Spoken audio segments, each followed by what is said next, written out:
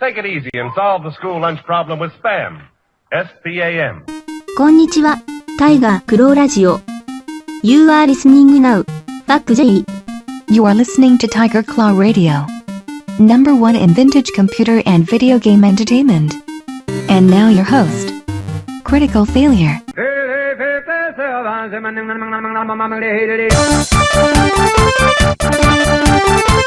Yes, friends. Yes, it's that time again. It's time for Tiger Claw Radio. Now, this week, oh man, Blood, Fresh Supply. The Ken Silverman's Build Engine game, the old FPS, has an official port, and it is so sweet. We're gonna go into that in great detail, along with some other stuff. We got Playmate Jet Setter for the music this week, and quite a bit of good van casting. So stick with us. You're listening to Tiger Claw Radio.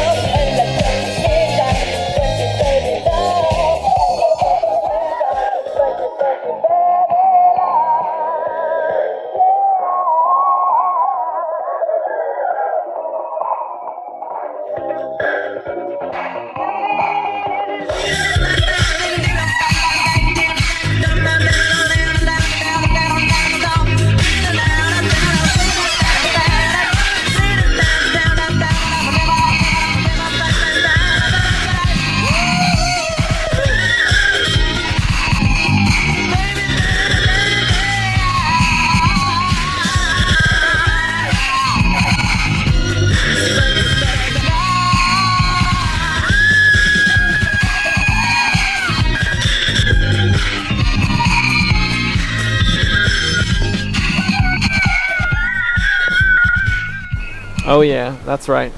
Tiger Claw Radio. Okay, so that was Playmate Jet Setter.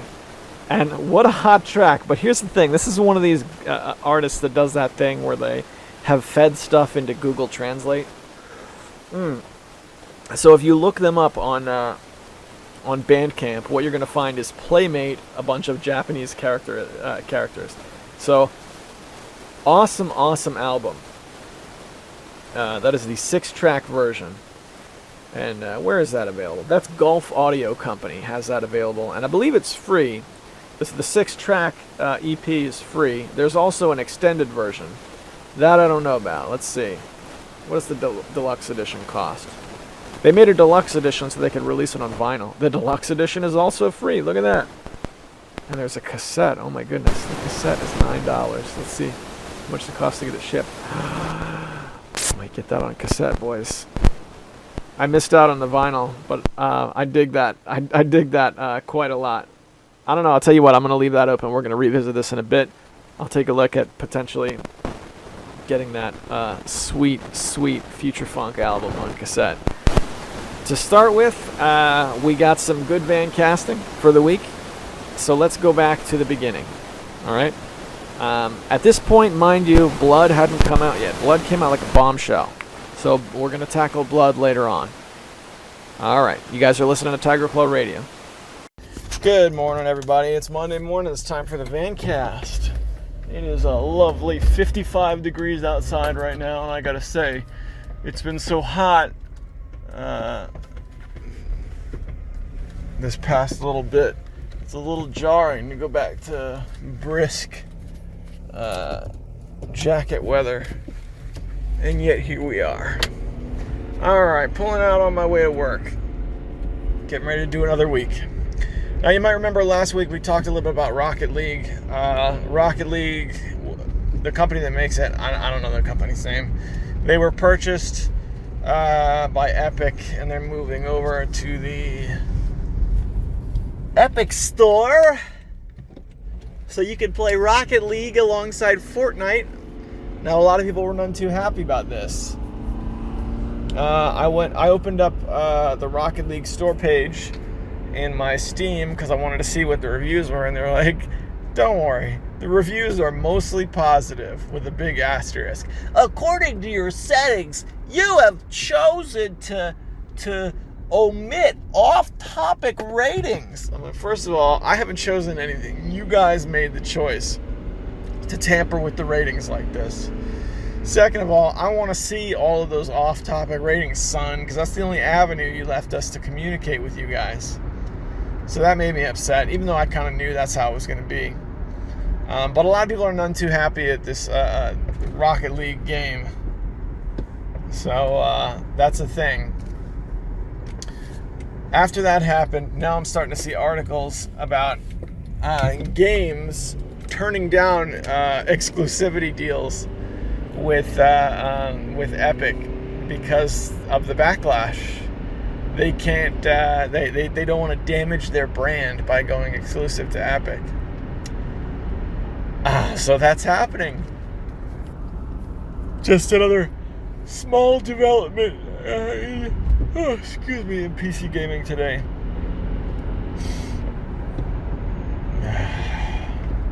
So that's what's happening on the global front. For me, last night I was able to play a little Resident Evil 5. I think I also mentioned I got some stuff for Resident Evil 5 over the weekend, over this past week. There was a big sale. So I played through Resident Evil 5 several times, but I didn't have the DLC. So I was finally able to get the DLC, which unlocks another single-player campaign and some more multiplayer options. So I've been playing the Mercenaries mode. They added a Mercenaries reunion mode, which allows you to use some of the other characters. You can use Barry, Burton, and Rebecca, and a couple others. So that's been fun. But last night was a big deal because I hadn't played games with Alex Swingle in a long time. Swingle was my partner in crime with Resident Evil 5. We played through the campaign together, and we played quite a bit of Mercenaries mode together. But he got caught up in another game, so I haven't played with him in a couple of months. But last night, he came out of retirement like the Punisher, wearing a black t-shirt and a duster for some reason, even though they're not practical or comfortable. Took his sunglasses off, got on his motorcycle, and was like, all right, let's do this. It's time to play some video games.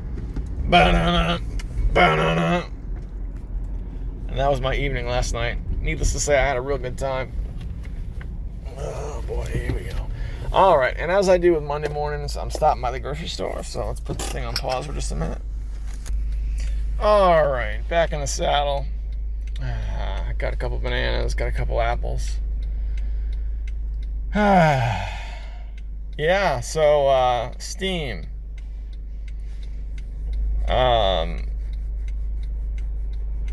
I wish I could get Resident Evil 7. Because I know that's like $17 right now. Or something really affordable. And I really wanted to play that. But I kind of spent all the money I have. Oop, hang on. We got some kind of emergency going on here at 6:31 in the morning.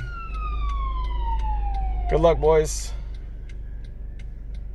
Right, Resident Evil 7. That was a big deal when that came out. People seem to like that game. And it's got a very nice sale on it on Steam, as well as, believe it or not, the Resident Evil 2 remake. That's like, that thing just came out.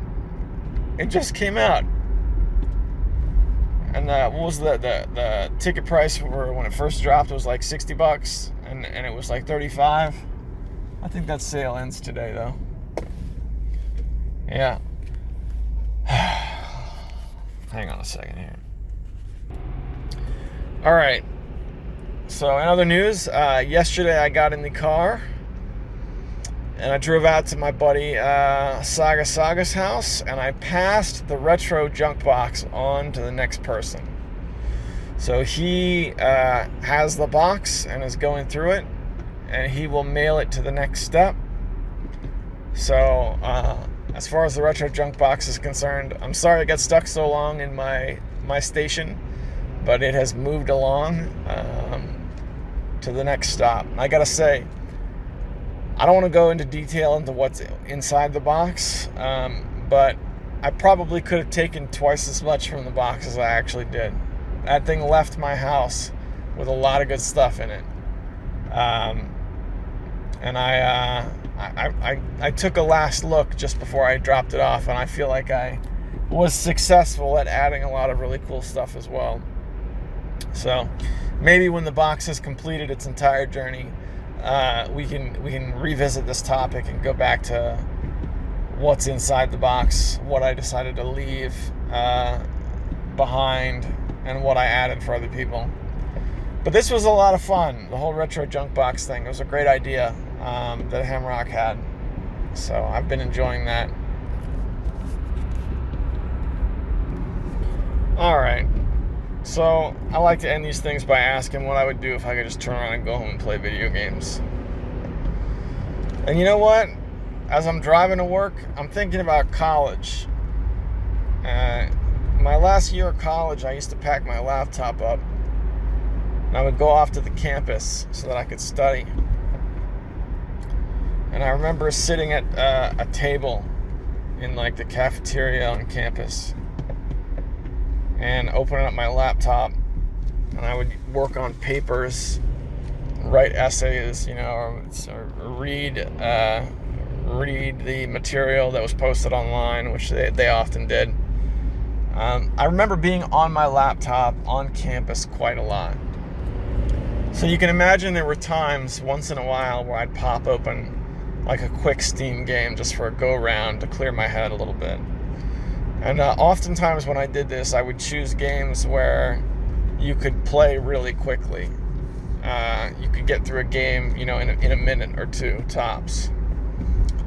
A favorite of mine was Nimble Quest, which was kind of like the game Snake, where you sort of go around, but instead of collecting apples, you would collect like adventurers, and your party would get longer and longer, which is a neat twist on the Snake idea. That was one I played a lot. I played a game called Arcadia, which was like a cheap knockoff of Geometry Wars.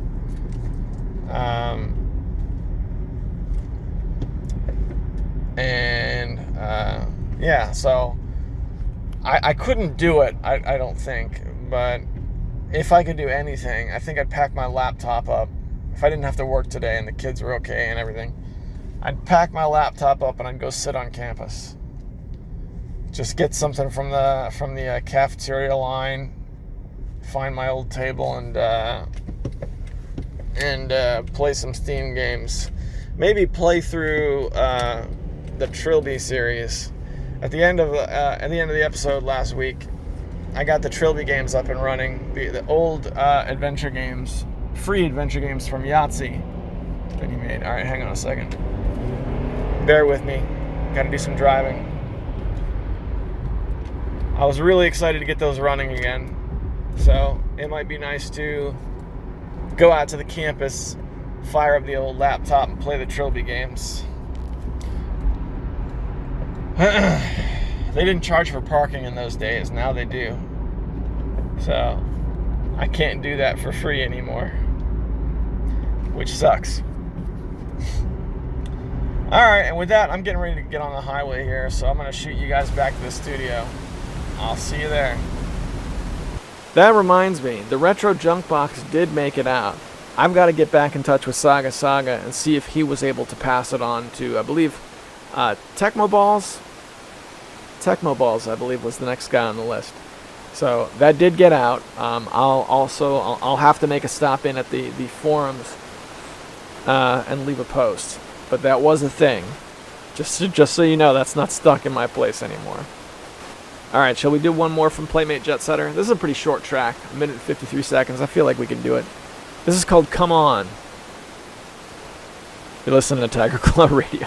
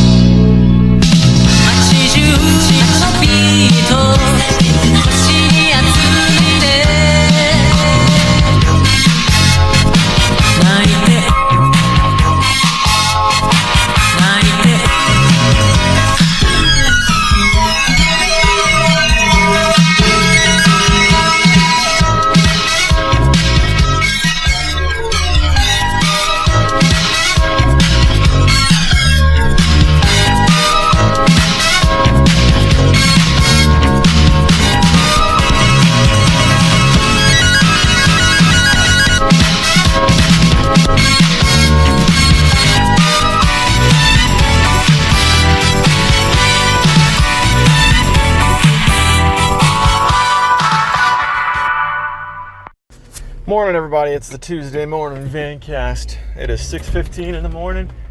67 degrees outside. Oh, sun is out. Feeling good. Getting ready to go off to work. A second here. Get the windshield wipers going. Clean off the windshield just a little bit, and we're off down the road. All right, I got a doozy for you.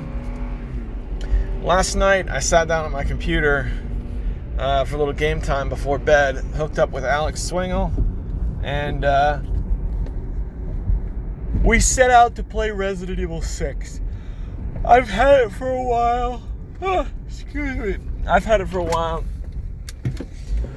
Swingle picked it up at the Capcom sale that just happened and ended a few days ago. Neither one of us had it installed. It's like, all right, man, let's install this game and we'll see what we can do. We had about 2.5 hours, I think, for the evening.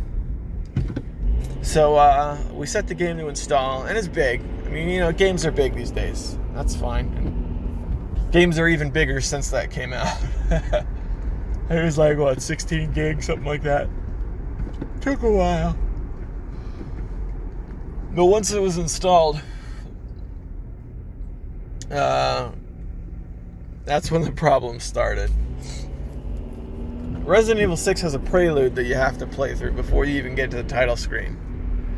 So, no options, very little options, and, any of that stuff. We couldn't just, jump right into multiplayer like we could with Resident Evil 5. You had to be introduced to the story. Alright, fine. So I'm trying to play through this prelude. And about a minute and a half in, my surge protector starts going off. Beep, beep, beep, beep, beep. Oh boy. Alright, what's going on here? So I went down to my surge protector, took a look. Couldn't figure out what was happening.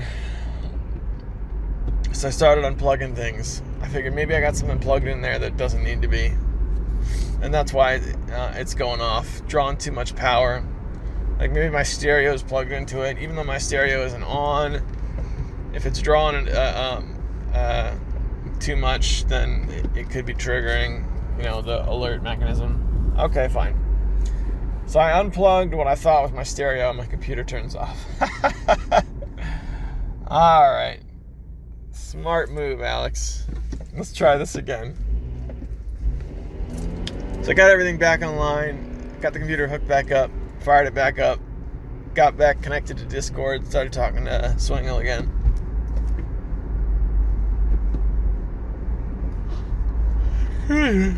Excuse me. And as it turns out, what was happening was the graphics in Resident Evil 6 were set so high that it was pulling too much amperage or voltage or whatever. And that was causing the surge protector to trip.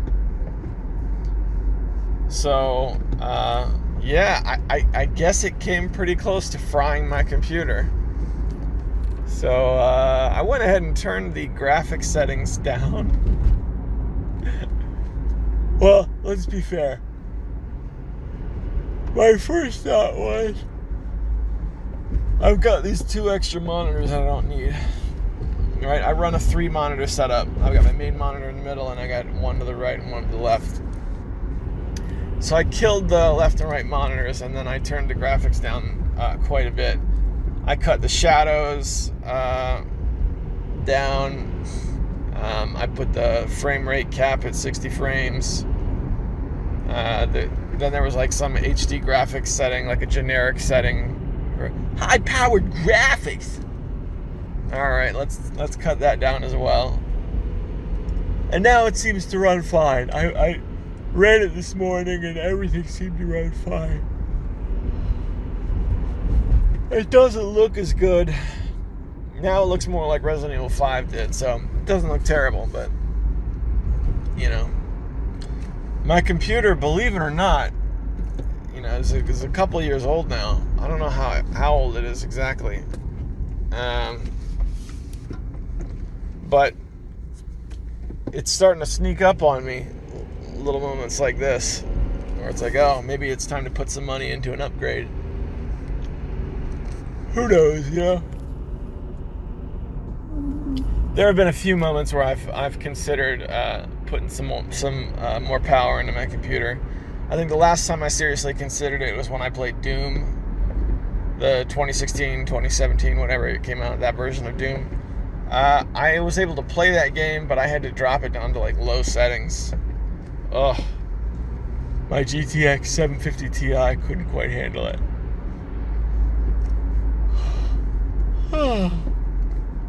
So,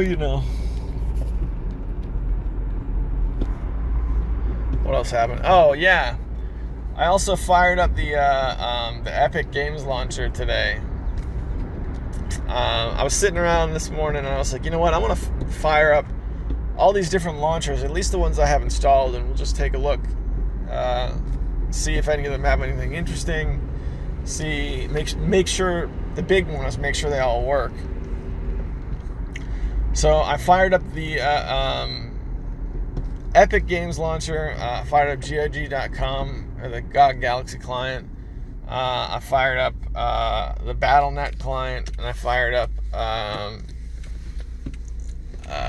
Origin. EA Origin access. Alright, give me a second here. 4-way stop. Alright, and I think we're good. Everything worked. All the platforms worked. As expected, several of the clients needed upgrade. Client updates. I was surprised in a couple ways. Origin used to run that program where they'd give out a free game every 2 months. So consequently, I actually have a halfway decent Origin collection. And I had considered playing Battlefield Bad Company 2.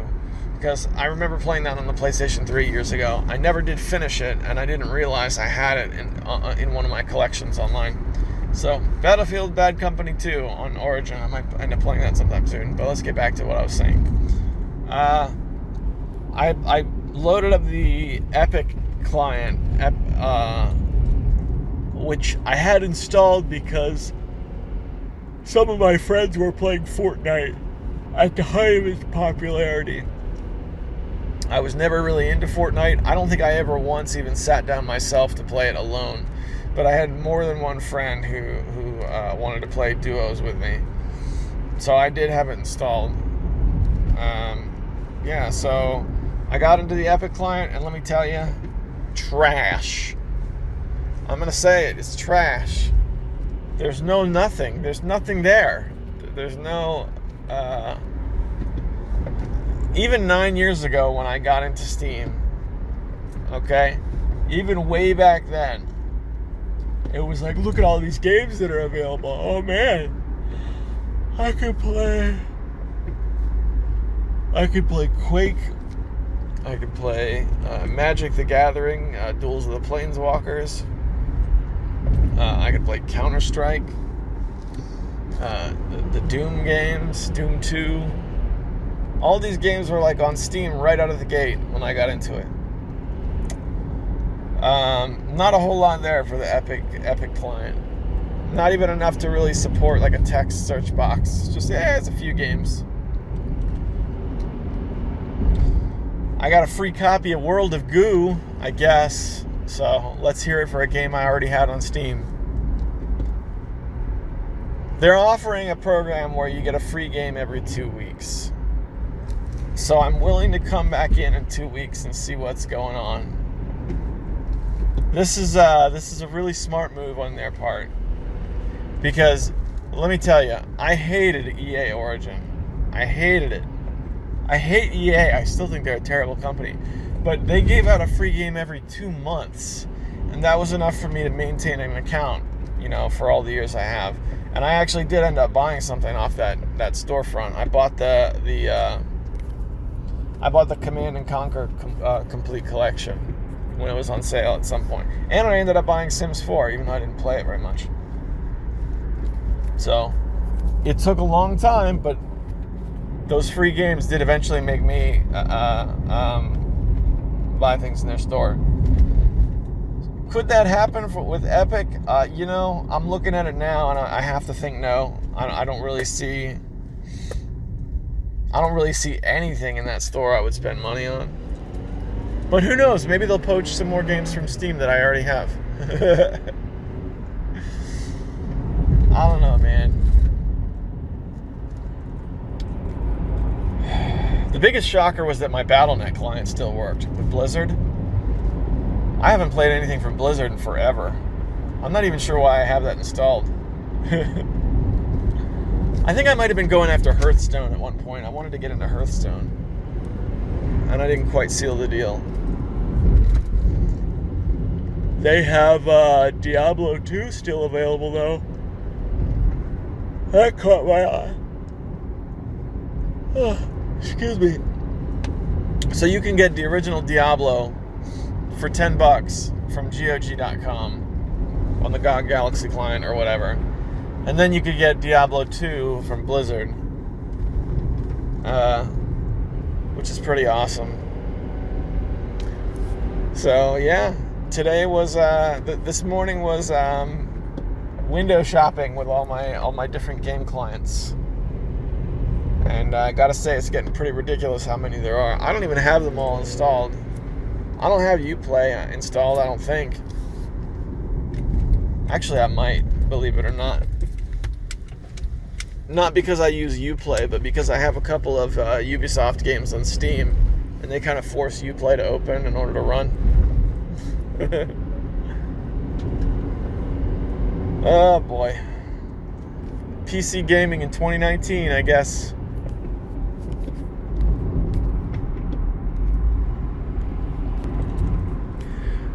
I think the real thing, real fact of the matter is, I don't know anybody really using these clients. I use Steam a lot, and I have friends who also use GOG, right? GOG Galaxy, got a couple friends on there. I don't have any friends on Origin. I don't have any friends on Battle.net. I don't have any friends on well, I guess I have a couple friends on Epic's launcher, but only because they're people I know in real life. They're not people I'm like, hey, let's log on and see if Larry and Smelly are on. No, that's not happening with them. That's exclusive to Steam and maybe GOG on a limited basis. Because I know Sean hangs out on GOG.com quite frequently. I'll open up Steam and it'll say he hasn't been on in a couple days.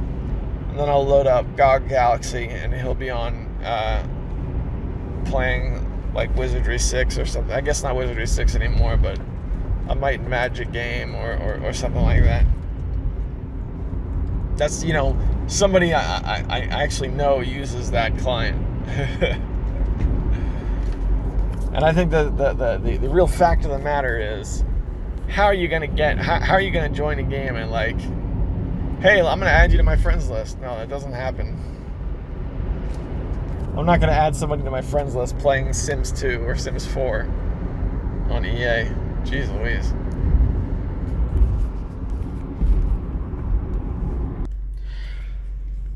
It was disappointing to find out that the classic Epic Mega Games are not available on Epic's game store. I wasn't really surprised, but it was disappointing. It's a perfect opportunity. Come on, your company made these games. Why are you not selling Epic Pinball? Did you give exclusivity to GOG.com when you made it available there? Come on now. They give away Jill of the Jungle for free. The least you can do is do the same.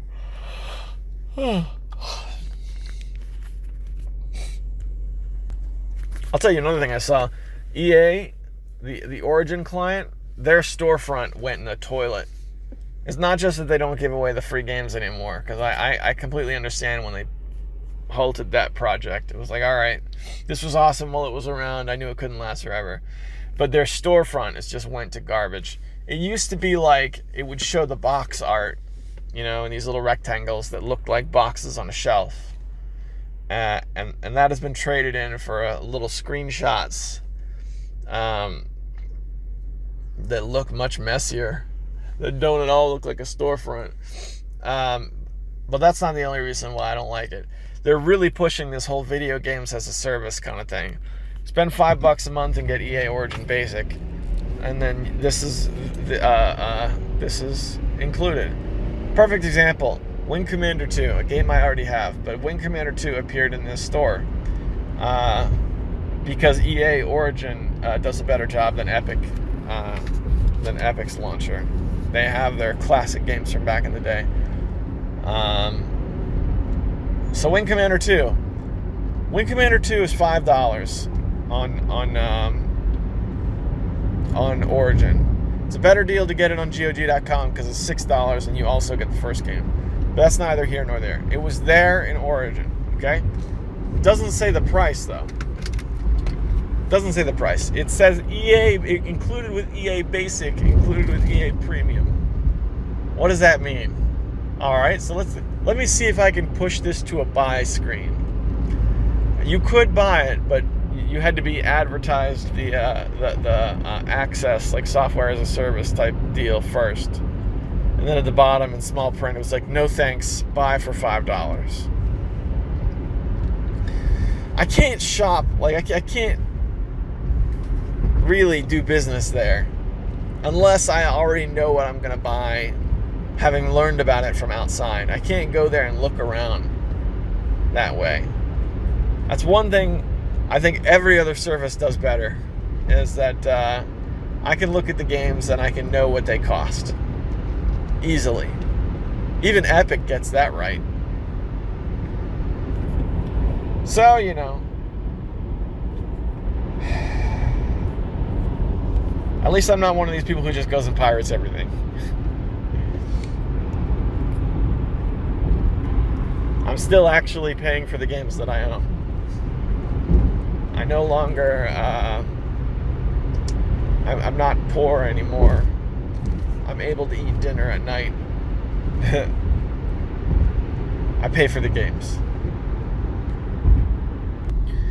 Alright, if I could go back home and play anything, what would I play? I've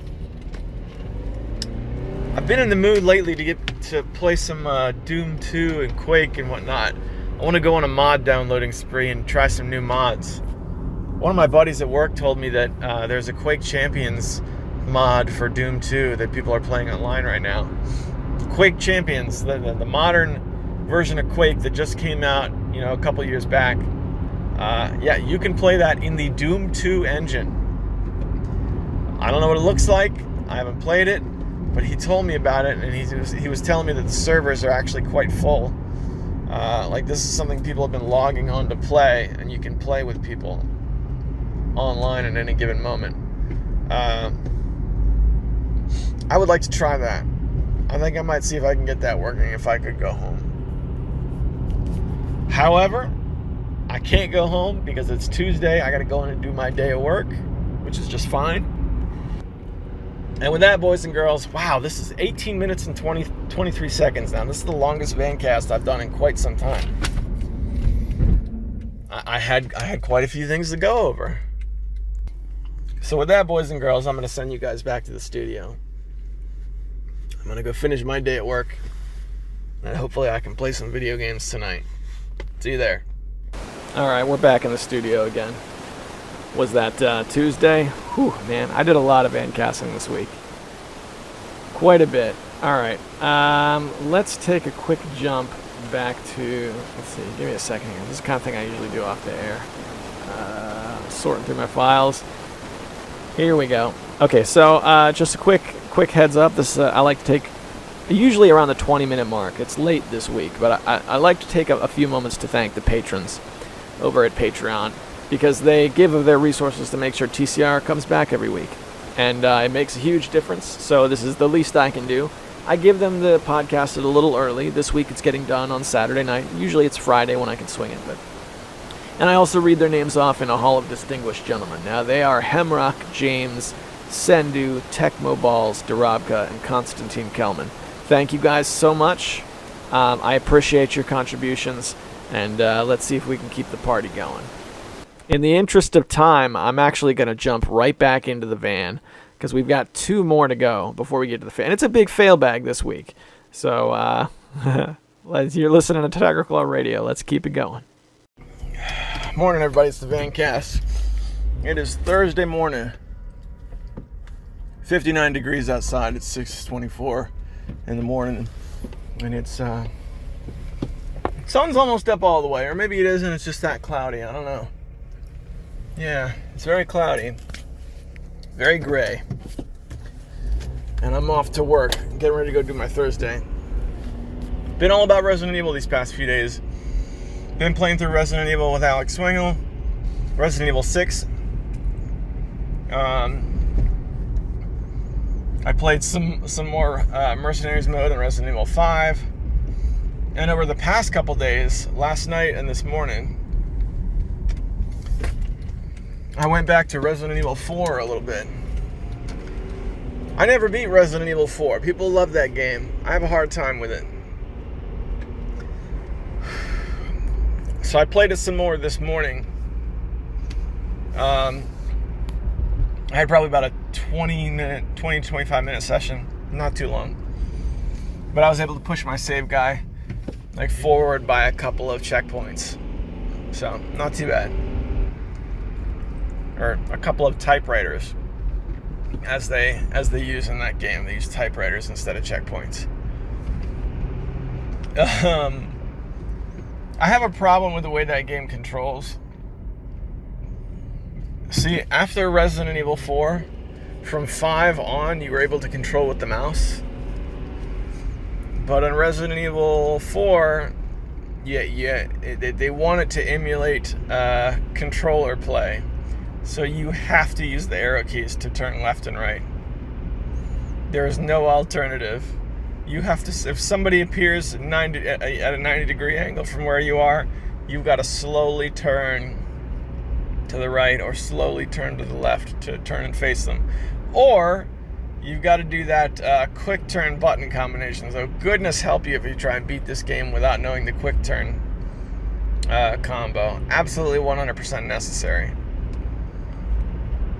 But that aside, it's been fun. It's still a fun game. It just has its problems. I wish I could read this exactly, but there was a reply from Rocket League this morning. Rocket League, as you know, the company that develops it has been purchased by Tim Sweeney and Epic. And they left a really snarky update response on Steam. Essentially, the core of what they were trying to say, my takeaway from it was that they were actually staying on Steam. They were frustrated because they said that they said this. They were like, well, we said we were staying on Steam. I don't understand what the problem is. They were frustrated that everyone was saying they were being removed from Steam when they weren't, and they were also frustrated at all the negative reviews. Rocket League got negative review bombed real bad. I actually loaded it up this morning and played it for 5 minutes. I had never played Rocket League before. I loaded it up and played it for a while so that I could leave my negative review. But their update was like, thanks to the Steam helpfulness, all these reviews are being marked as off topic. So it's essentially a review bomb shield.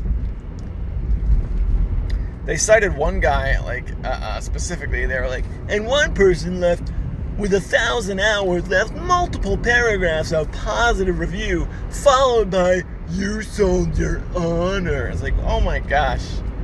You guys are acting like children. You guys are acting like children. Nobody likes this deal that you made with Epic. And you can't be upset when we let you know it.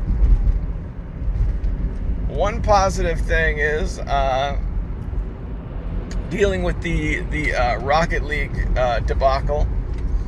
I was able to figure out how to turn off that nonsense that omits off-topic reviews. You can turn it off locally, which was nice.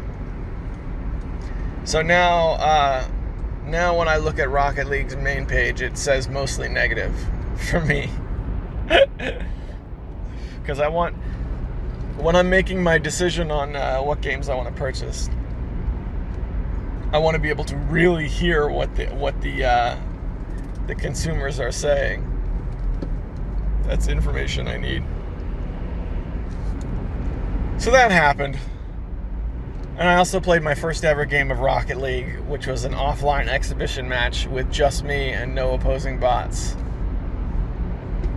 It played pretty well. I'm surprised it ran so well, because it's such a big game. It was like 15 or 16 gigabytes.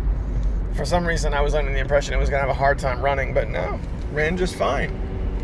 Seems like it'd be a fun little game. I don't know. So that's Rocket League. It pales in comparison to my interest in Resident Evil at the moment. I playing through Resident Evil 6 and 4, respectively, and I recently purchased Operation Raccoon City, which people say is bad, but yeah, so I'm having a great time with the Resident Evil games. I also got Resident Evil Revelations, I think, in the last major sale, and I only played through the first chapter. Yeah, so I got a lot. Tell you, man, Capcom needs to get on it and they need to release a PC package containing the original 3 PlayStation games, and maybe Resident Evil Survivor while they're at it. They have these games that you just can't play anywhere. They gotta fix it. Come on, man. I would put money down for that. But you guys have heard me talk about that before. I think I've made my position pretty clear on that topic. So I went to the thrift store last night with my wife, which was kind of fun. I enjoy going to the thrift store, looking at clothes and stuff. I bought some cassette tapes. You guys know I like my cassette tapes. A couple of CDs. I couldn't really tell you what, in terms of tapes, I took a lot of chances. I did get a Van Halen tape, which I think might be the first ever Van Halen album I've ever owned. It's the one with Right Now on it, which I know is the Crystal Pepsi song. Right now! Bum, bum. Crystal Pepsi! Well, the Crystal Pepsi commercials used to use that song. And I think before I knew anything about Van Halen, because Crystal Pepsi came out when I was a kid, so before I knew anything about Van Halen, the legacy of the Frankenstrat and Eddie Van Halen and all that stuff, I knew the Crystal Pepsi song. Because of the power of advertising. So that's kind of fun to have that on tape. I got that, and then I got like 5 or 6 tapes that I was unfamiliar with. It's just like, okay, we'll try this. They're cheap. They're tapes. If I don't like it, I'll just stick it in a bag and donate it right back to the thrift store. Somebody else can get it. So that was fun. We were all packed up.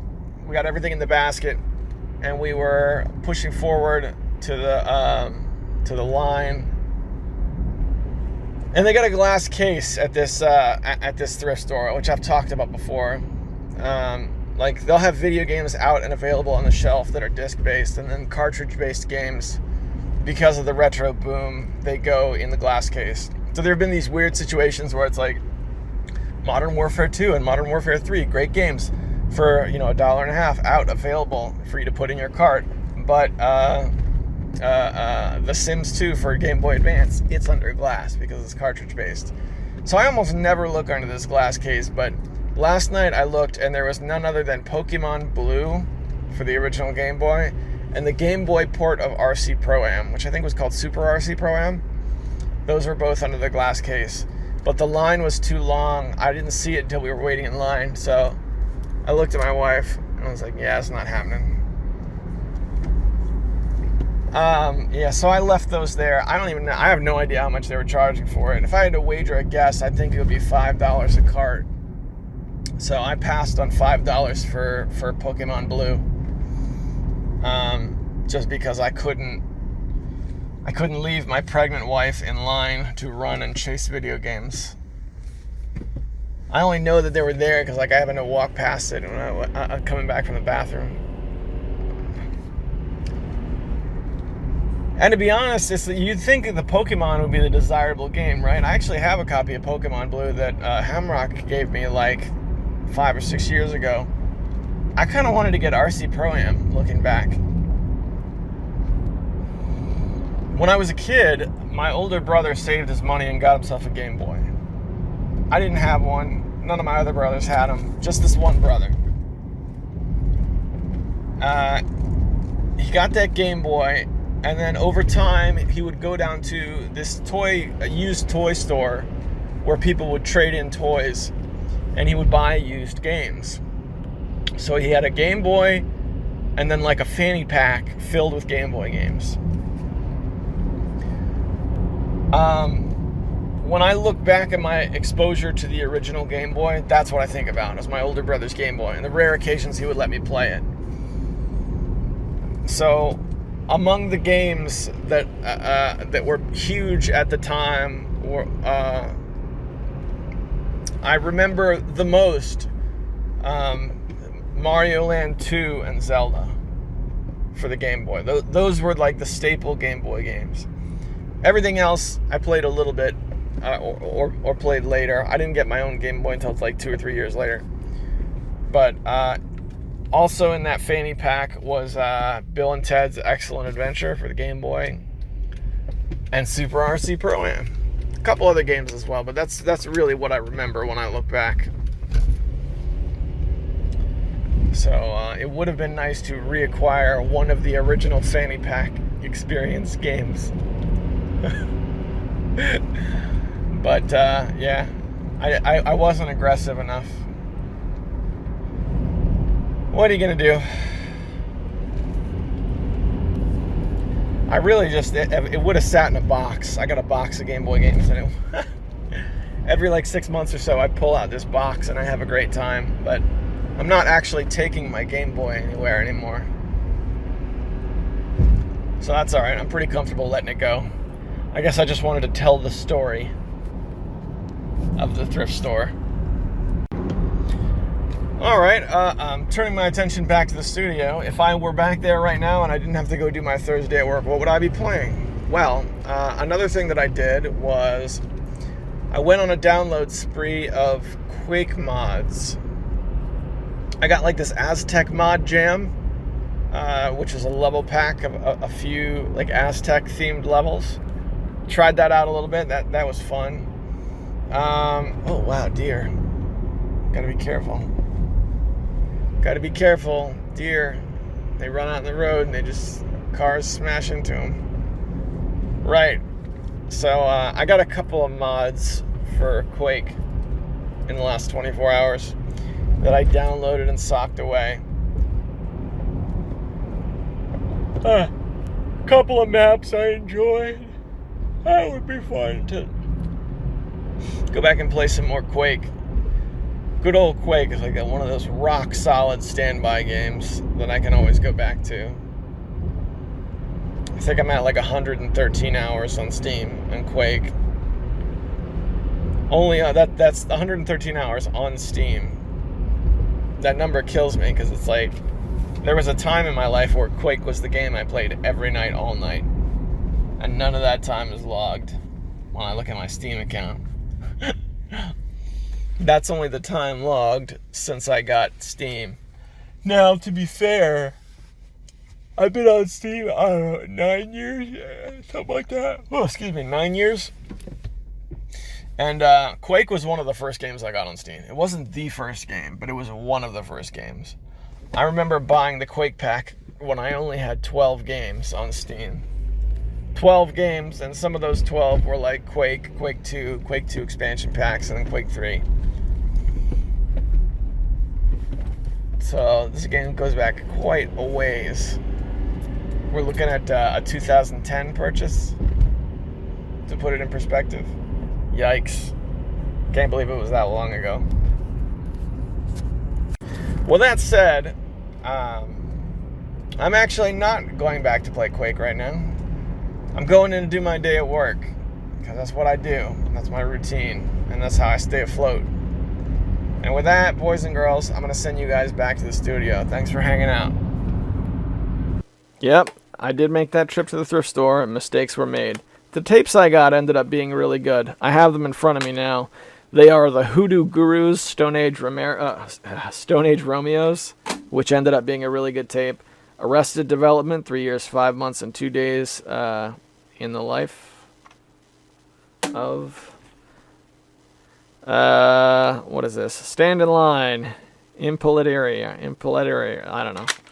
Some 80s group with guitars. Great White, Once Bitten, which has a hilarious cover. I got Y&T, Open Fire Live, and Van Halen. I can barely read it. For Unlawful Carnal Knowledge. And this has the song Right Now on it. Right Now! Crystal Pepsi! Which is how I remember that song. Being the Right Now theme, or the Crystal Pepsi theme. So that's pretty cool. That is a pretty good selection of tapes. 6 tapes. Still going through them. Hoodoo Gurus has been what I've been playing lately. That's the one that is getting all the attention in my tape deck. And with that, we've got one final Vancast to go. Now, this was the one that I did the morning after I got blood. So I had quite a lot to say. I felt like it went very well. Let's go ahead and go there now. Morning, everybody. It's Friday morning. It's the Vancast. 64 degrees out right now, and pavement is wet. Like it rained last night. It's Friday. I'm off to work. I got one last day of work to do, and then I have camping with the Cub Scouts tonight. So hopefully tomorrow night, Saturday, I'll be able to get into the studio and wrap TCR for the week. Mostly I want to talk about Blood. The game Blood, the first-person shooter. There was a source port that came out on Steam yesterday that I bought. Night Dive Studios put out a port of Blood, and it was a big deal because Blood never had its source code released. So you play a game like Doom 2 or Quake or Duke Nukem 3D. These games all have source ports you can get where you can play modernized versions, free source ports. Never mind the fact that they have HD versions you can buy that have modern controls and whatnot. Blood has never had anything like that. It's been available on digital distribution for a while.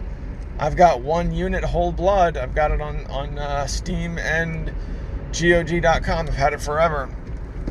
But that wasn't it didn't support modernized controls. And I actually had a difficult time going back to play Blood because I would go into the old school setup and I would set up the controls like, a modern first-person shooter, WASD, and then mouse look.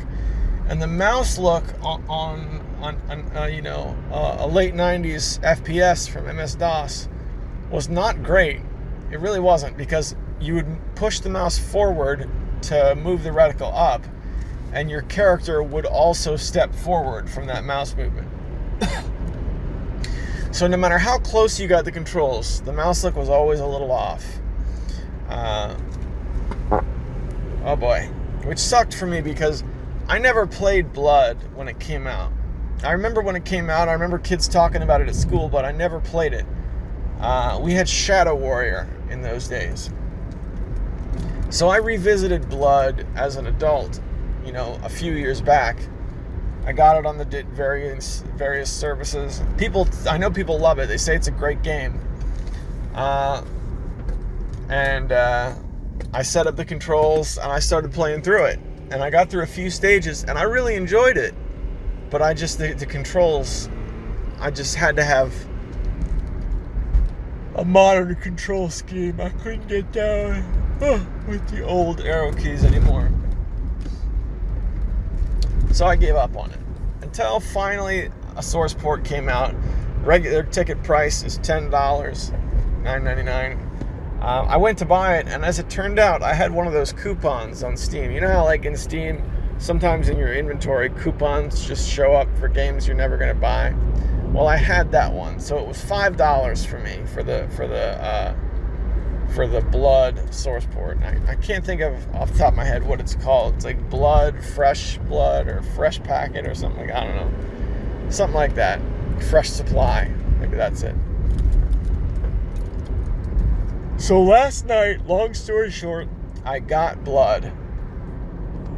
And I installed it. And much to my surprise, there was populated multiplayer. Populated, functioning multiplayer, which I wasn't expecting to see. The Steam page said it supported multiplayer, but I had assumed that was some sort of direct connection kind of deal, where you would have to find somebody you knew who had the game and really set it up. I was not expecting to be able to just jump into a server list, and that's what it was. I hit the join game button, and there was a great big list of other people who had just bought the game. I got to play some deathmatch, which I really enjoyed. The deathmatch was a lot of fun. I played it with, I really played it with two other people, and then it was a rotating door with like 2 more slots. So for 5-man games for the most part. It was great. The deathmatch was really awesome. I played the co-op mode a little bit, but really only for a taste. because I haven't beat the story mode, and when I did play it, I played it so little that I don't really remember much of what I played. Like back when I first bought the game a few years back. So it's like, alright, let's hold off on co-op until I've had the chance to play single player a little bit more. One thing that kind of worried me, and I was talking about this last night with Alex Swingle. It's like these old FPS games, one of the things they really relied on was they wanted to make the levels as confusing as possible. For whatever reason, they tried to make them like mazes. I guess to pad out the playtime or whatever. My theory with Wolfenstein 3D is they made the levels like mazes so that you needed the manual to get through them, because the manual had maps in them. That's my theory about Wolf 3D, but the little bit I did of co-op, I was in a co-op stage, one of the stages halfway through the game, so like I didn't recognize what stage it was. And I was in the game with 3 other people, and none of us knew where to go. We had this kind of like enclosed area, which was like 2 rooms plus a little hedge maze. And we kept circling the hedge maze in the 2 rooms. It's like one room had like a tower in it, and then there was like a hedge maze, and then something else. And we couldn't figure out where to go, so we just swirled around a little bit. And everybody was like trying to find an enemy to shoot. Because that's like the marker of a new territory. You know you're walking into a place you haven't been before if there's still monsters on their feet. So I didn't stick with that very long. It's alright, let me tackle this myself. I'll come get it later on. The source port seems solid. It's the port seems solid, but for the most part, it also feels like the regular game. It's not the graphics are not like HD or anything like that. When they put out the Duke Nukem 3D version, not the World Tour, but the one that came before it, the one you can't get anymore. I can't think of what it's called now. But when that came out, along with the Shadow Warrior remastered, those were remastered games, and they looked really, really good. Blood looks good, but it's not remastered. It looks very much, it looks an awful lot like One Unit Whole Blood, which has been available for years. So, yeah, there's that. One small, teeny tiny thing I noticed, and when I say really teeny tiny, these Ken Silverman Build-A-Engine games from back in the day, you could save and load your game. Oh, excuse me. Golly. And when you would save, the save and load menu had a great big square on the left-hand side, where when you would save, that square would show a screenshot of what the game looked like when you would save. So let's say you've been playing Shadow Warrior for several months, and you've got all sorts of different save files. You got your hard mode save file. You did that move where you weren't sure if you were going to live, so you made a new save file. That's because you didn't want to save over your last save file with like something not good. I do that a lot.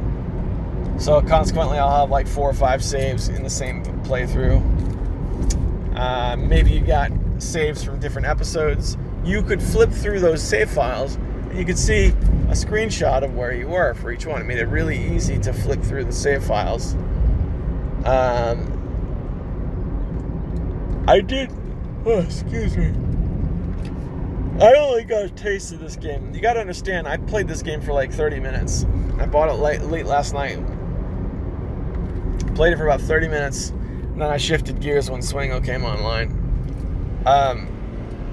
It looks like that whole screenshot feature is gone, and that box where the screenshot was is now just replaced with the blood emblem, which is like a weird thing. I'm not sure why that would be. But yeah, I did notice that. All right, hang on a second. It's drive time. Drive time. Focus on my driving. All right. Yeah, so I did notice that, but that's a tiny little gripe. I wouldn't worry about it too much. I could see user maps, custom map support when I load it up. When I'm picking out my episode, there is an episode that just has user maps, which is great. It's really great. I didn't think to look to see if it had workshop support or not, like Steam Workshop support. I don't know if it does, but the fact that selecting a user map is integrated into the normal user interface is great, because in the old days it wasn't. If you wanted to play, at least Shadow Warrior was like this. If you wanted to play a user map, you had to launch the setup program. And from the setup program, there was an option that said launch Shadow Warrior with a user map. Duke Nukem 3D was like that too. So I have to think Blood was as well. This is the way these games were. You know, they're CD-ROM versions from 20 years ago. So that little, right on the menu, pick a user map. That's you wouldn't think it, but it's a little bit of a big deal. Makes it a lot easier. Especially in a game, a Steam game, where if you launch it some alternate way, it's not going to count your playtime on your Steam profile. So that was my taste of Blood, the new Blood game. It was cool to get it right out of the box, because as far as I know, this game just came out. I heard about it yesterday, and I got it yesterday. Brand new game. It's on the front page of Steam. And the only other time I could think of this happened was when Neverwinter Nights came out. Neverwinter Nights, the old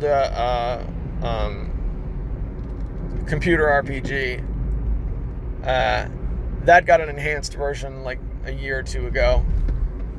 And I bought that one right out of the gate as well. I got it like the third day it was out. And at that time, the multiplayer was still super populated as well. I was stoked for that one.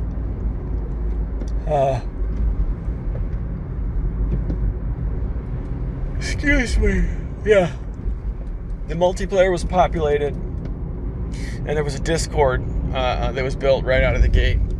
I'm still a member of, that you can go in and like gather a party of people, meet some guys, pick out a mod, and say, all right, guys, we're going to play through this particular campaign.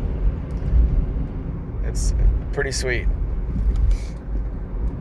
So, as of yet, I don't know about any Blood Discord, but there's got to be one, because you know how Discord is. I also don't know if the game is cross-platform. I'm inclined to think it is, because you can get it on GOG.com, and you can get it on Steam, and who knows where else. And playing the game...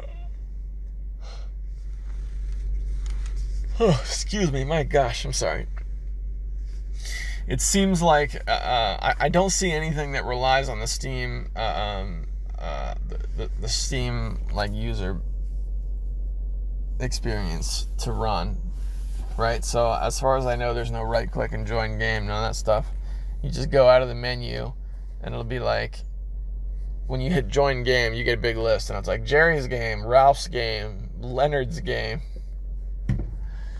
and that's pretty much the experience.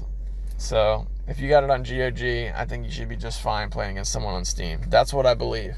Haven't tried it yet, but I'm sure I will soon, because I know Darabka, the Gaming Beast, is a big fan of Blood, and he also is a big fan of GOG.com. So I'm sure when he picks up that game, it's not going to be on Steam, it's going to be on GOG, man. And good for him. That's cool. So that's my first impression of Blood. I was thrilled to death to play it. It was one that slipped through the cracks. I remember sitting in science class in 7th grade, talking to my friend Felipe. Felipe was also into first-person shooters like I was. And he was like, you gotta play this game Blood, dude. You can kick the heads around like soccer balls. That was what he was stoked about. When you kill the people, you can kick the heads like soccer balls. It's so cool. So I made sure to do that a little bit last night. At the very beginning, I live again. And you turn the corner and there's that first guy. You stab him to death. He gets back up. You stab him to death the second time. Then I had to kick that head around like a soccer ball for a few minutes. Just once for Felipe. Come on now. Felipe was in a Shadow Warrior as well. I remember talking about Shadow Warrior when it first came out. The weird thing about Shadow Warrior, the first place I ever heard of that game was... I can't remember the game I wanted to buy. I want to say Jill of the Jungle, but that doesn't sound right. I looked at one of those old MS-DOS games. MS-DOS, when you would finish playing a game. Excuse me. Oh my gosh. Big yawn. When you would finish playing a game in MS-DOS and you would return to the DOS shell, it was very common for games to give you sort of an exit screen. Doom used to do it. Quake did it when you played them in DOS. And the exit screen would often say, especially if it was shareware, dial this number to order the other episodes. I think it was Jill of the Jungle, where I called the number. This is probably like 1998. And I was like, I got somebody on the phone, and I asked how much are the episodes for this old game, and they were like, they're $20 a piece. They were still like super expensive. You couldn't order like a single pack. Like, you know how Commander Keen you can get for $5 on Steam, and all the Commander Keen episodes are in there. That wasn't around yet. You still had to shell out big bucks per episode. So if you gotta understand, if you owned all the episodes to Commander Keen, which you can now get for $5, if you owned them all, you were a big player, man. You were hot stuff. Big money in the bank.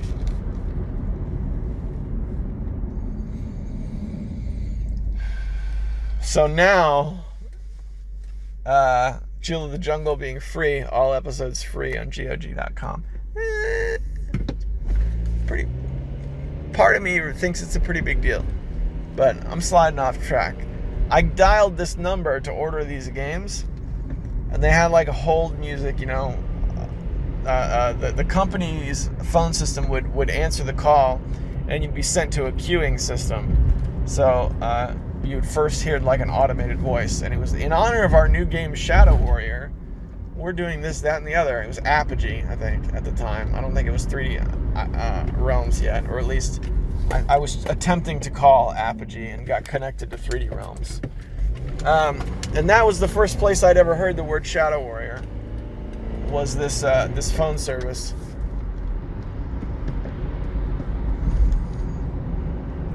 And a couple weeks later, Felipe was talking about it in school. This game where there were bunnies doing weird things with each other in the shareware version. Shadow Warrior was a weird game because it only had 2 episodes. And the better of the 2 episodes was the shareware version. I never got that. Excuse me. In order for shareware to work, you had to know that you only had a small portion of a big picture, right? In the original Doom, there were 3 episodes. Don't say 4. It wasn't 4. That came later. There was 3 episodes. You know, Inferno, Knee Deep in the Dead, and whatever, all that stuff. I can't remember what the second was called. Shores of Hell. Is that it? So you knew you only had 1/3 of the game. Shadow Warrior, you had half of it. You had the better half. Very weird. I wish I knew right offhand where Shadow Warrior came out, but I know it was in the tail end of the shareware craze. The last game I ever remember having a shareware version was Half-Life. And I think with Half-Life they called it a demo. It was the first time they dropped shareware and they started calling them demos. Play a little demo. Yeah, so big rush from the past with the release of Blood. The last time I remember an old school first person shooter coming out like this and getting excited was when Redneck Rampage came out on Steam. But I never actually bought Redneck Rampage. I just remember looking at the Steam page and getting excited and thinking it was awesome. I still have yet to buy that game, actually. That's a weird one. Redneck Rampage was one. I actually did play that as a kid when it came out. My buddy, Angie, got a hold of the CD version somehow. And I think all of one time I sat down at his place. I was like, let's try this. It's a first-person shooter. I love first-person shooters. That's all that matters. And I just remember using the health pack, which is a 6-pack of beer in that game, to raise my health. But there was a negative effect of using the health pack. Because it was beer, it also made you drunk. So you had to be careful and ration out how you consumed health in Redneck Rampage. And I remember that little mechanic really turned me off to the game. You'd think it was the theming, because the theming was really crazy and kind of offsetting. But no, that wasn't it. It was the mechanics of Redneck Rampage that I didn't like. So when it showed up on Steam, I was like, yeah, I remember playing that game. Only played it once, but I remember it. Never quite rounded up the $10 or whatever it is to get myself a copy of the enhanced edition. I still might someday, but that's what it is. That's my geek out about first-person shooters. This is the time when I would tell you right away, hey, what's your favorite kind of game? Oh, I like the games that are like Doom. That's what I like. They weren't calling them first-person shooters yet. They were calling them Doom clones back in those days. I like Doom clones. I like Disruptor. That's my favorite game on the PlayStation. That's what I would tell you. That's an awesome game, by the way. I don't care what anybody says. I remember watching Gexup's video series of Naughty Dog versus Insomniac games, and I felt like the whole he glossed over Disruptor. Disruptor's like the first big title from Insomniac, and what a strong start that company had. Oh man, full motion video cutscenes in the middle of the Hollyweird era that looked a lot like some bad sci-fi show from UPN, which was something that was on at the time.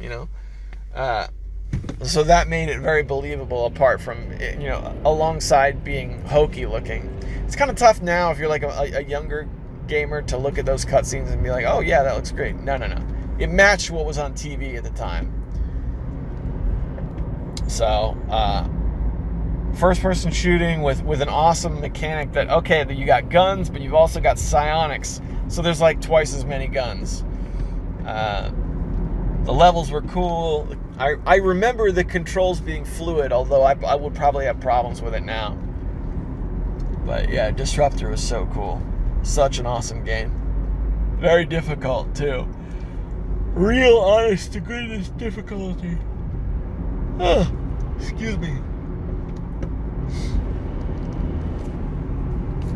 And it's kind of looked at now, oh, it was just a console Doom clone. Because first-person shooters was still called Doom clones. We wanted a Doom clone.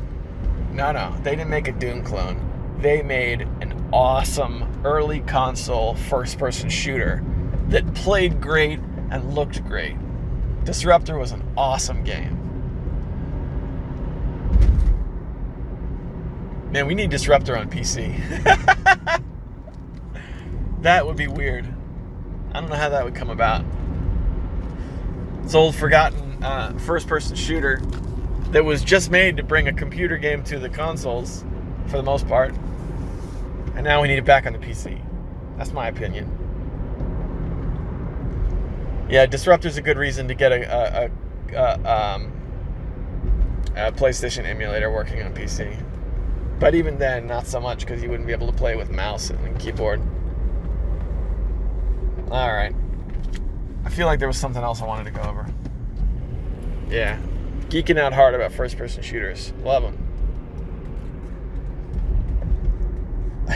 spent most of last night playing Resident Evil 6, though. Still playing through Resident Evil 6 with Alex Swingle, which we're enjoying. We played that for a couple hours, and at the end of it, we had this discussion where it was like, Swingle noted, Resident Evil 6 is regarded as the worst main story Resident Evil game, right? The worst one. And we've been playing through the Leon campaign. There's a whole bunch of campaigns in that game. And we're about 6 hours in. Granted, it took about an hour to get everything configured. We're about 6 hours in, and the campaign's still running. We haven't finished it yet. And it's been great. There have been a lot of really cool moments. I've taken a lot of awesome screenshots. It had some decent spooks. My favorite moment was we're on a plane, and the pilot has been turned into some sort of monster. And hold on a second. Oh my gosh. Get your bicycle off the freaking road, dude. This is a 4-lane highway. Come on, man. This is the road that goes right into town. There's like a million cars around. Get your bike off the road. Alright. What was I saying? Yeah, you're on like this jumbo jet, like a commercial airliner or something. Or I don't know, some Secret Service plane, some sort of jumbo jet, and the pilot dies. So one player has to fly the plane, and the other player has to fight off the zombies that are like storming the cockpit. So Swingle took the reins of the plane, and I started shotgunning these zombies as they tried to like flood in from the rear. And that was my favorite moment. Didn't last very long though. But yeah, it was good times. Wow, 27 minutes. This might be the longest Vancast I think I've ever done. I don't know what the record is now, but I don't think I've ever done one where I pulled out of the driveway and then did it all the way to my parking space. But this one's going to be close. So if I were back home now, this isn't much of a discussion. I would definitely be playing Blood. I've been playing Resident Evil games over the past several days. And then Blood just made a big splash. So, no more Resident Evil for me unless Alex Swingle is on. We're still playing through RE6. But, yeah. I'd play Blood for sure. I need to get a solid save file going. I really just tested it and played with multiplayer last night.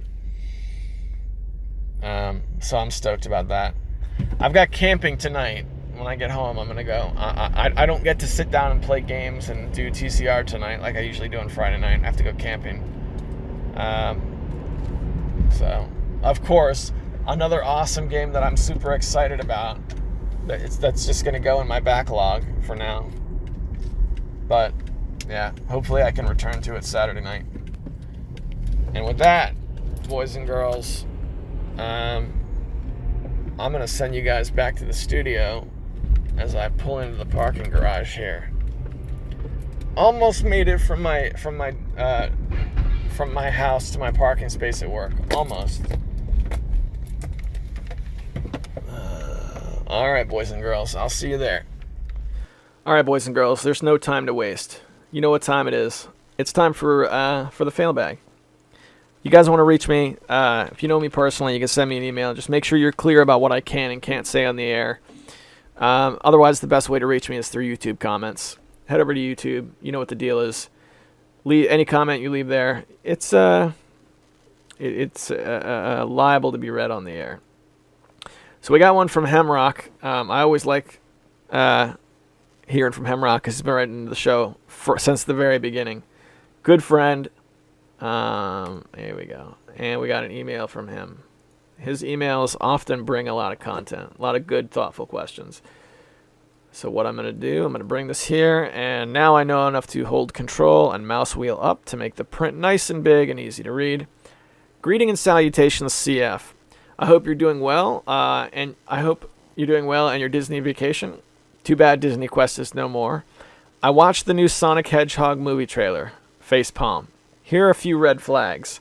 Sonic looks pretty creepy. Isn't this a kid's movie? Number 2, Gangsta Paradise. Why? It seems like they could have at least pulled one of the Sonic R tracks from the Sega Saturn. Number 3, Sonic can dodge bullets, but not a tranquilizer dart. 4, Jim Carrey looks like a skinny Dr. Robotnik. Yeah, man. Moving on. The new Magic the Gathering expansion, War of the Spark, just dropped. So I've gotten a little back into MTGO. Play any Magic recently? Quick break from the email. Love Magic the Gathering. I only play with my kids, though. It's been a long time since I played Magic the Gathering online. I would love to play again. I just haven't. So yeah, I haven't touched War of the Spark yet. Not yet. We bought a lot of M19. We bought like maybe 2 packs of Guilds of Ravnica, and then that's where we left off. But we still play with the cards we have. Let's get back to the email.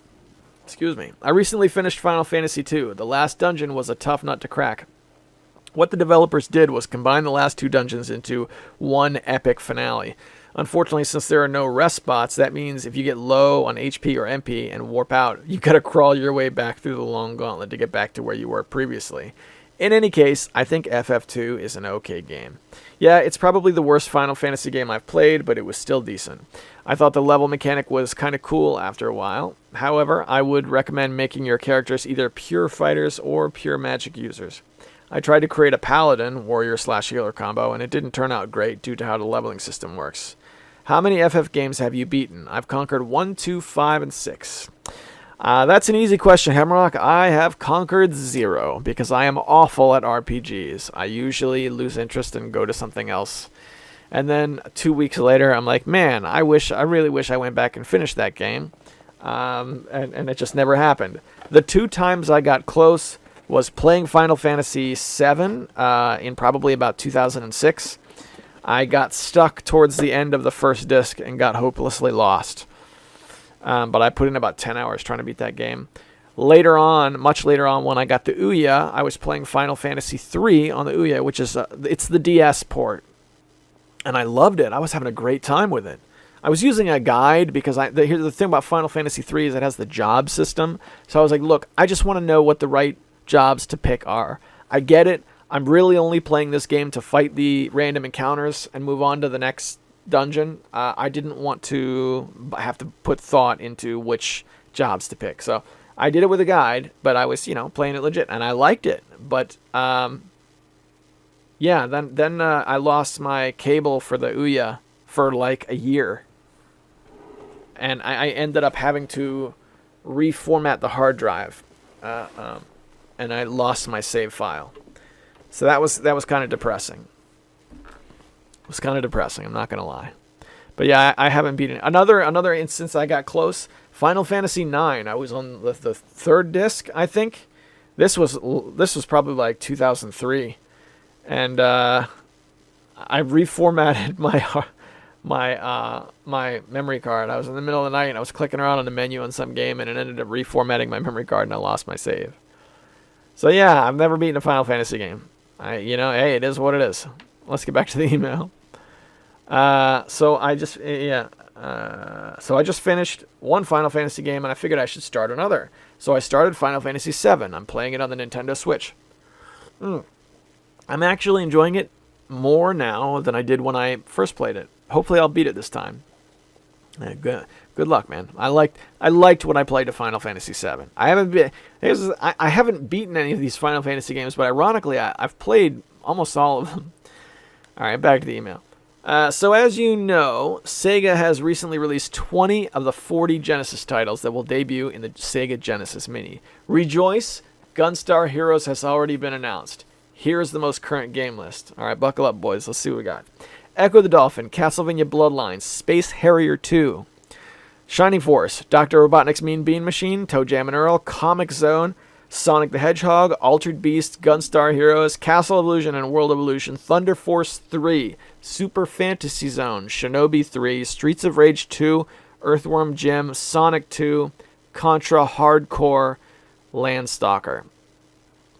So a grand total of 1 of my predictions has come true. From the list I shared with you on TCR, that was Sonic 2. However, there were a few titles which surprised me, such as Super Fantasy Zone, Earthworm Jim, and the Mickey Mouse games.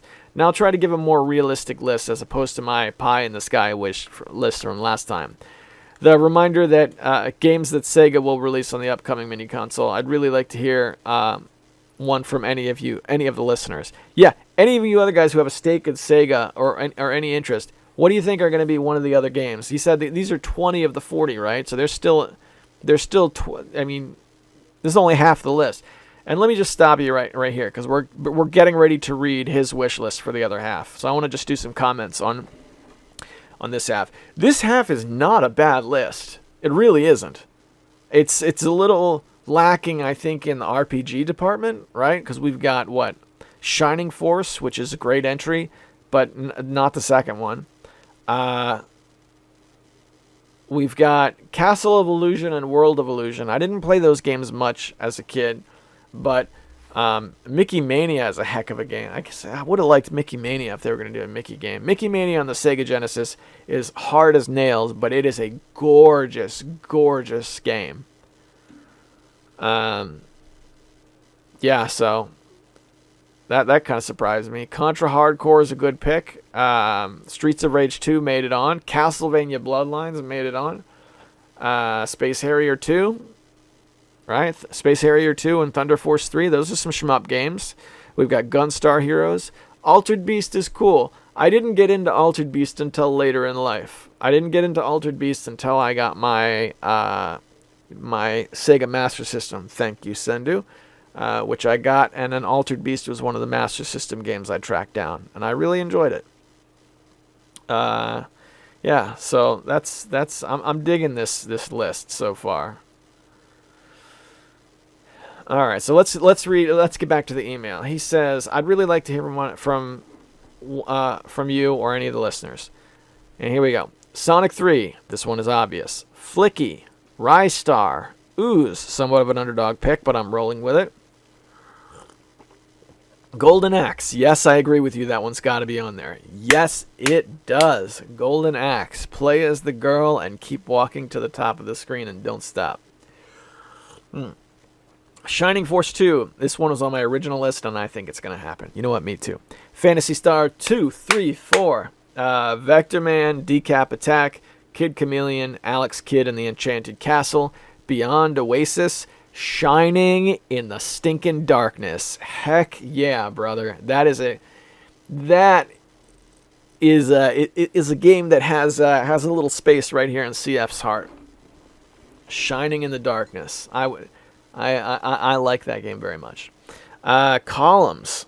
You pick, really? I got to catch my breath on that one. What do you think of Columns, Hamrock? Is that a game you really dig? I remember playing Columns on the Game Gear. I borrowed Saga's Game Gear when we were children, and I remember staying up late at night playing Columns and doing this thing where I cranked the speed all the way up, and I was just randomly dropping them, and it kind of played itself for a really long time. I don't know if I've ever played Columns seriously since then, but yeah. Dynamite Heady. Which is funny because the only place I really remember Dynamite Heady from was from right around the time I got fired from RetroWare TV. They had a guy, Kevin Willem, I think, was running a show called Retroactive, and he did an episode on Dynamite Heady, and it was the first time I'd ever seen that game. So that's usually what I think of. Eternal Champions, Warsong, and Dune, Battle for Arrakis. Dune has been on my playlist for a while. People tell me that's a game worth playing. Strategy game, right? Right? Yeah, I've got to get back and play it. I got to give that one a little try. A little play, Rooney. Let's get back to the email. The last two games are a stretch, Warsong and Dune, but I'm still holding out hope for these two. He writes, You spoke about Blockbuster growing up. Wow, I loved that place as a kid. Blockbuster helped me introduce me to PS1 and the N64 via demo stands that they had in their stores. Did you ever play on those? No, I did not. Blockbuster is where I first played Mario 64 and Tekken 2. Once my family bought my brother and I a PlayStation of our own, we would occasionally rent games from Blockbuster. Now remember, this was back in the day when the internet was widely available, and basically we just had the case was not. Wait, let me back up a little bit. This was back in the day before the internet was widely available. There we go. And basically, we just had the case to gauge if it was worth of a title. With that said, some of my most memorable rentals included Tomba, Micro Machines V3, and Theme Hospital. All excellent PS1 games. All right, quick break. Never played Micro Machines V3. I've told the story about Tomba many times. We had the demo growing up. And Theme Hospital. Theme Hospital I enjoyed very much. Saga and I rode our bikes down to Toys R Us. And I was there with I think my older brother was there as well. And I was like, Theme Hospital, man, that's going to be the game. And he was like, what if you don't like it? This is, right, you were saying there was we had to look at the case, right? If you remember, Toys R Us had these little card flap things. And you could kind of lift it up and see the front and back of the case. And I remember looking at this thing and seeing, all right, this looks like the game. This is what I want.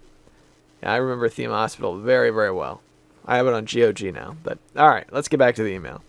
A quick story about Theme Hospital. I remember one day my dad sternly asking my brother and I if we returned our most recent Blockbuster game rental. I honestly thought we did. However, he told us he got charged $50 from Blockbuster for a missing game. At the time, I just blew it off as adult problems. Years later, I was digging through my old stuff at my parents' house, and I stumbled across the disc of Theme Hospital with the Blockbuster sticker on it. Oops, it dawned on me. This was the game that my dad got charged for back in the day.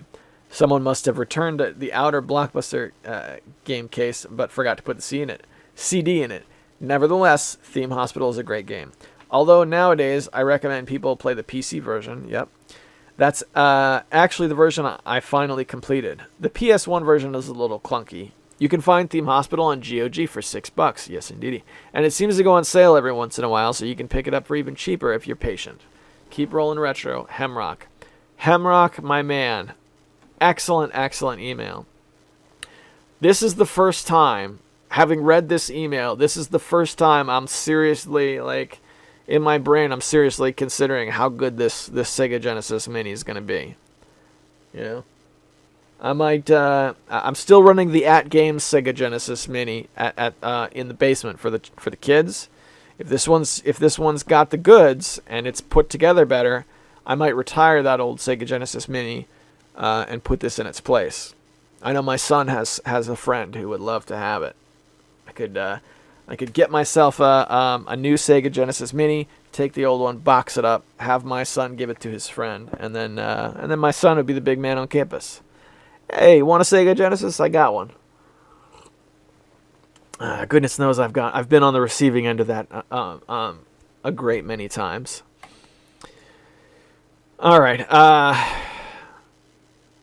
Yeah, that was a good email. I like reading this stuff about Blockbuster because I liked Blockbuster as a kid.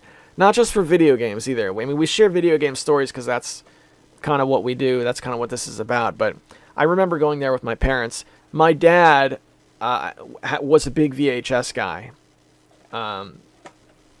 All the way up until 1997 when he passed. He was a big VHS guy. And he had... so in 1997, VHS was kind of starting to... It still was the king, but the future was just starting to show up. But we had these big cardboard boxes full of VHS tapes.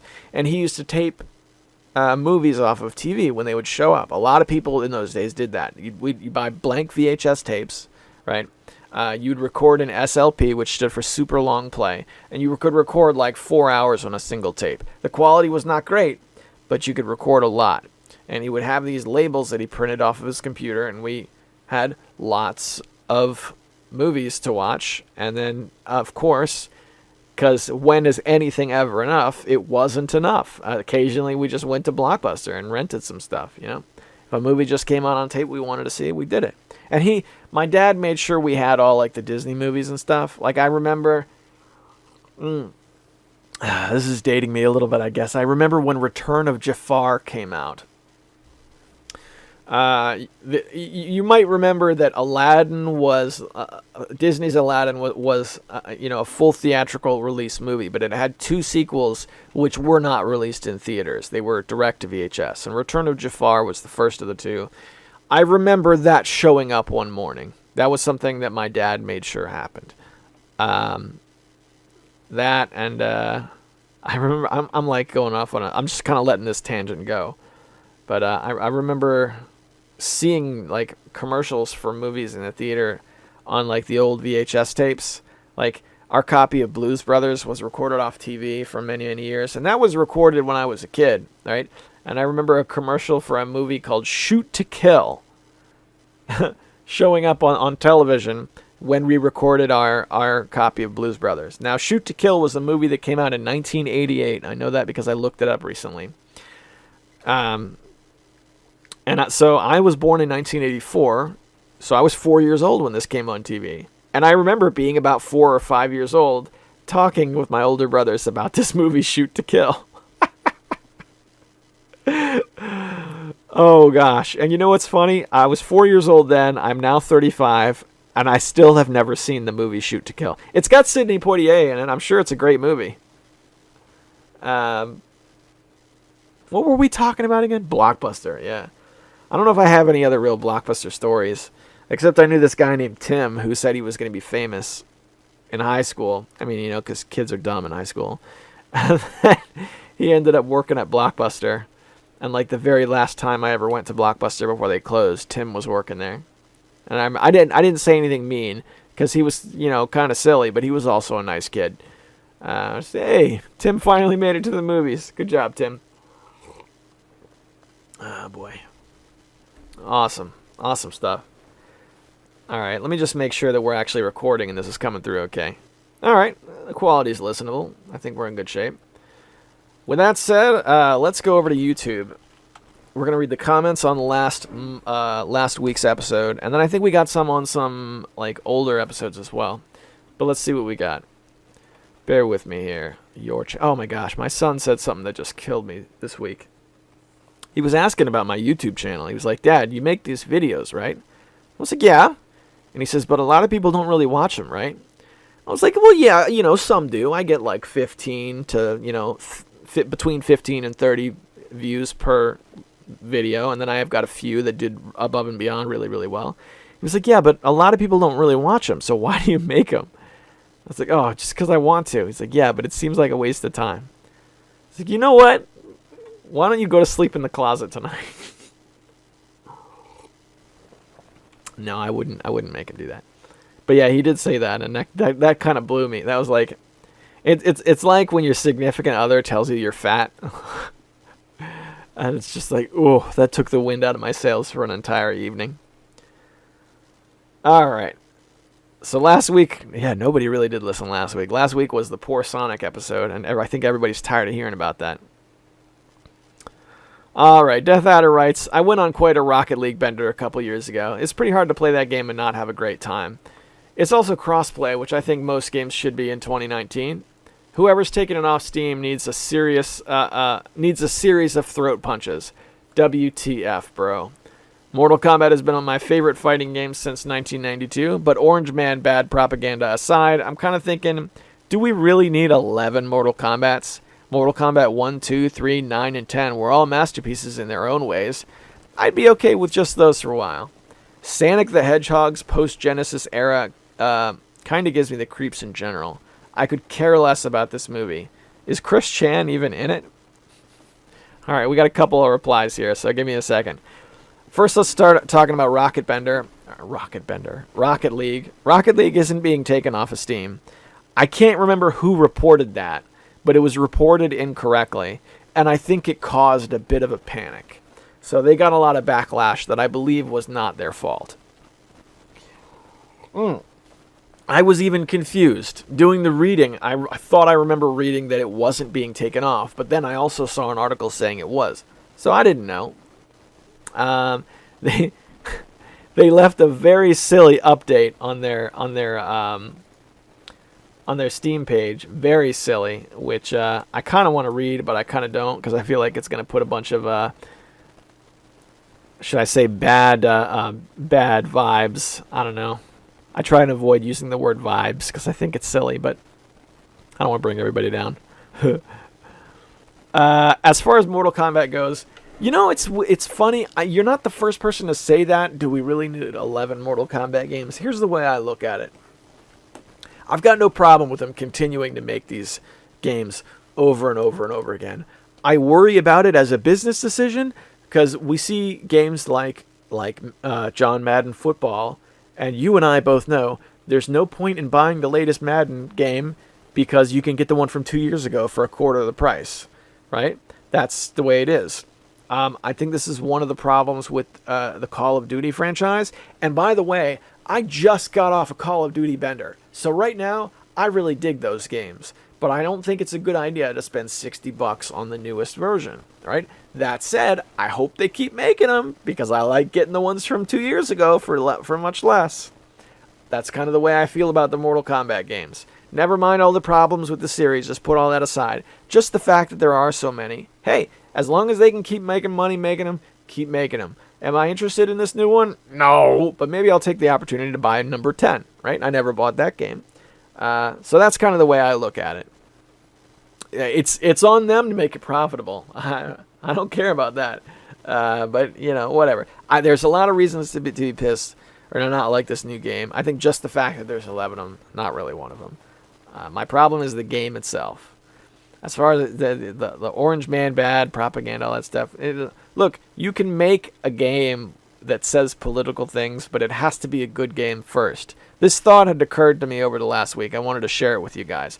Politics have been in games probably longer than we realize. Back in the 90s, you might remember a lot of arcade games started with an anti-drug message. Do you remember this? Winners don't do drugs? Is that not a political statement being shown to children to affect their decision making? It's a statement I agree with. I'm right there with you. Don't do the drugs. They're bad for you. Especially if you're a kid. Political nonetheless. My only issue is if they make the political message first and then build a game on top of it, it's always a mistake. It never turns out good, even if you agree with the political message. Make the game first. If you have a good game, then you got something. If you want to put, you know, your little whatever the people believe who made it believe, that's fine. You know, sometimes it can be irritating, you know, if you're trying to, you know, be in a make-believe world, right? And then you have something from the real world, whatever it is. And you're like, oh, yeah, that's from, they're talking about, you know, American politics. I kind of wanted to pretend I was a pirate, you know, steering a pirate ship, but now I'm thinking about American politics. So in that light, it can be a problem. But I want to emphasize, political. There may be political issues with 11, but I don't know what they are because I lost interest before it even became an issue. All right, so let's. What Sonic the Hedgehog? Yeah, I agree with you about Sonic the Hedgehog post Genesis. Kind of losing me. I'm not saying they're all worthless because I think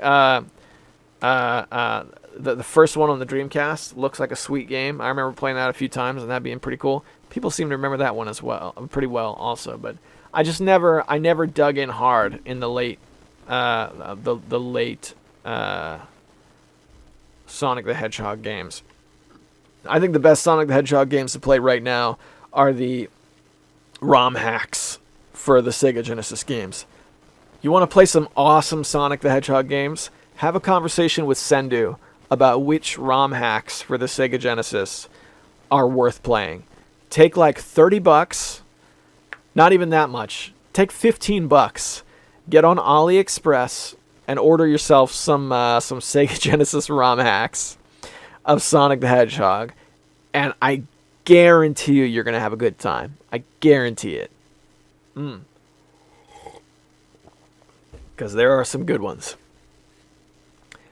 good luck to modern Sega Incorporated making a game better than Sonic Classic Heroes. I dare you. I triple dog dare you, Sega, because they can't do it. I don't know why, but they just can't. They can't make a better game. That is the best.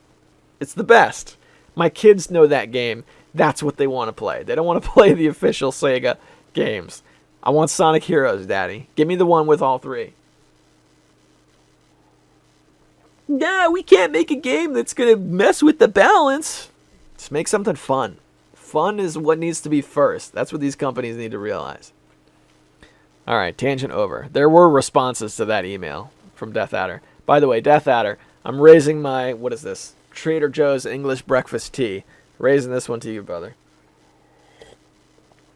Balzac leaves a JPEG that says zap to the extreme. Yikes. Yikes, Balzac. Good to hear from you as well. Don't always hear from Balzac. I always like it when he does those Vakaru posts. We get those every once in a while, like every couple of months. He'll drop a Vakaru link and then just lay it down for us. Gaming Beast 82 writes, I was expecting Chris Chan to write Sega an angry letter that they didn't consult him on asking him about the design of Sonic. Now I'm imagining the horror of Sonic Chew live-action movie with Chris Chan in a role. Then again, maybe this generation's Plan 9 from outer space. Neil Brennan should play Sonic Chew in a crappy costume. I just started to play MK9 again, and it's fun. Great fatalities. Once I finish that, and once MK11 gets cheap, I'll get it. Yes, that's what I was just talking about. I finally want to get a PS2 and get all the MK games I missed out on, or that I only played a little bit at a friend's place. You know what, Sean, this is just what I was talking about. Keep making the games, because now when it came out and everybody's talking about it, it kind of makes me want to play the one from years ago, right? There's value in that. Look, the industry has early adopters. If they're willing to spend their money on the product, you know, by God, let them do it. And God bless. Enjoy it. I've always been this way. Let it come out and let the people sort it out, and then we can figure out what's good based on that. All right? I made a huge leap getting Blood, and it was, and as it is, that was $5, and I was like, whoa, man, that was quite a leap.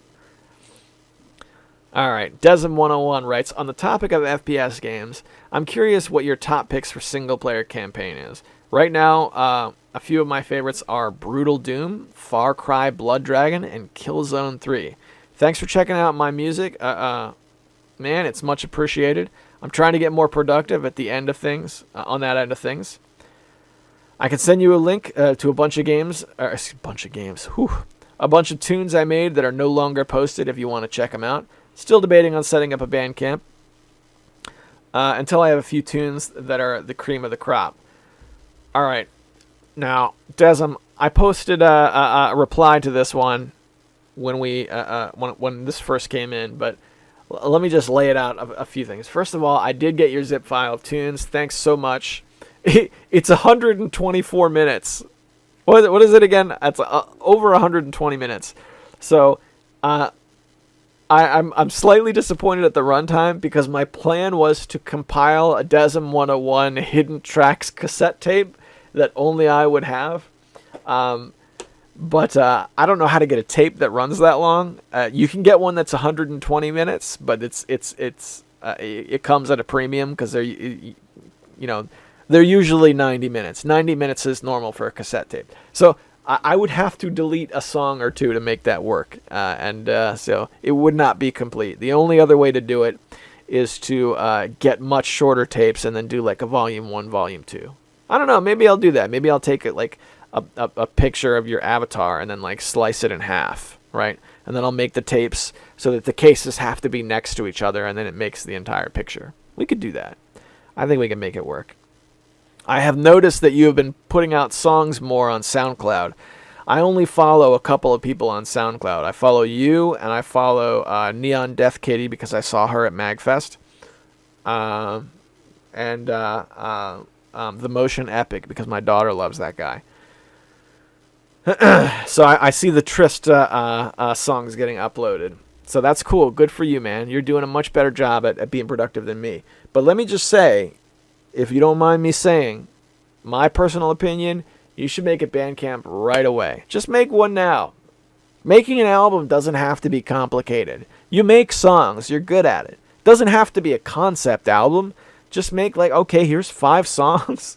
Make a name, you know, put a picture. There you go. And then you could put a single after that. Just you'll feel better. Trust me. This is one of those things where the idea of I have to be good enough to make this album in this format. You don't have to be good enough. Believe me, I am a punk rocker, all right? Our core ethos was that everybody gets to make it if they want to, right? Everybody gets to have their voice. So if you want to do it, if this is something that you want, then make it happen, all right? Make it happen, and we'll all be here rooting for you when you come out the other side. And when he does, let's all rally around and check it out. Maybe you can get hooked up with Jason Lambreth. Is that how you say his name? The guy from Painted Blonde, who runs the record label. Maybe he could put your tape out. Look up Painted Blonde. I've been buying that guy's tapes. He does really good artwork. He does artwork. He makes some guitar rock, and he's put out a few tapes that I really enjoy. I don't know. You could start a lot of people have these cassette labels where they just put out music they dig. Start sending emails to those guys. You got look. The music part is the hard part. I feel like you're good at the hard part. I think you just need to do the easy part of like writing the emails. I don't know, man. You make good music. I consider you a friend. Whatever you got, send me the link and I'll check it out. All right, we got one from Gaming Beast with no paragraphs. So how am I going to do this? One enormous paragraph. Come on, Shauna Rooney. Good to hear from you, brother. What I'm going to do, we're going to put this in Notepad, and can I blow this up? No, I can't blow it up in Notepad. That's all right. I'm just going to put some random paragraph breaks because I think it makes it easier to read. All right. Excuse me. I recently played some Jill of the Jungle again. A fine platformer indeed. Sadly, often once someone becomes rich and famous, oh, by the way, a quick break. He's talking about Tim Sweeney now. We talked a little about Tim Sweeney last week. Let's get on with the email. Sadly, once someone becomes rich and famous, they often tend to forget where they came from. That epic mega games you and I knew is long gone. Now it's corporate shills thinking of how to get kids to buy more V-Bucks with their parents' stolen credit cards with a game that looks like a bad Team Fortress ripoff made in Unity. I understand this is a very cynical view, but I just can't stand that video games have become all about microtransactions, DLC, and gambling and grinding for items. At least AAA games are. All right, quick break from the email. Look, a quick distinction I want to make about Tim Sweeney and Epic versus the other companies, okay? Tim Sweeney is still Tim Sweeney. He is a single human being, right? And when he used to make the games that I enjoy, it's still the same guy. Atari is not the Atari that we knew, from way back when. It's a different company altogether. Electronic Arts, I would wager. Now, I have to read a little bit more about Electronic Arts, but in the 80s, when Electronic Arts was making video games with album covers, I'm willing to bet that all of the people that were involved with that company at that time are gone. They're not the same, right? Even ID, right? id Software, John Romero, John Carmack, all those guys are gone. They're doing other things now. Epic is still Tim Sweeney. He's still at the helm of that ship. So I think in his case, it becomes a little bit more heartbreaking than the other cases.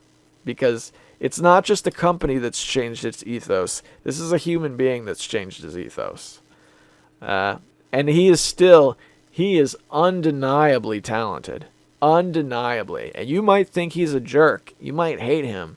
But he's done some talented things. The work he did with the Unreal Engine was important work, in my opinion. Maybe it's not. I'm not saying it's the most important work in the history of video games. Not even saying it's the most important work in the history of PC games. But a lot of good games came from the Unreal Engine. All right, and we owe that to Tim and his company. So again, just a little bit more heartbreaking when he draws heat like this.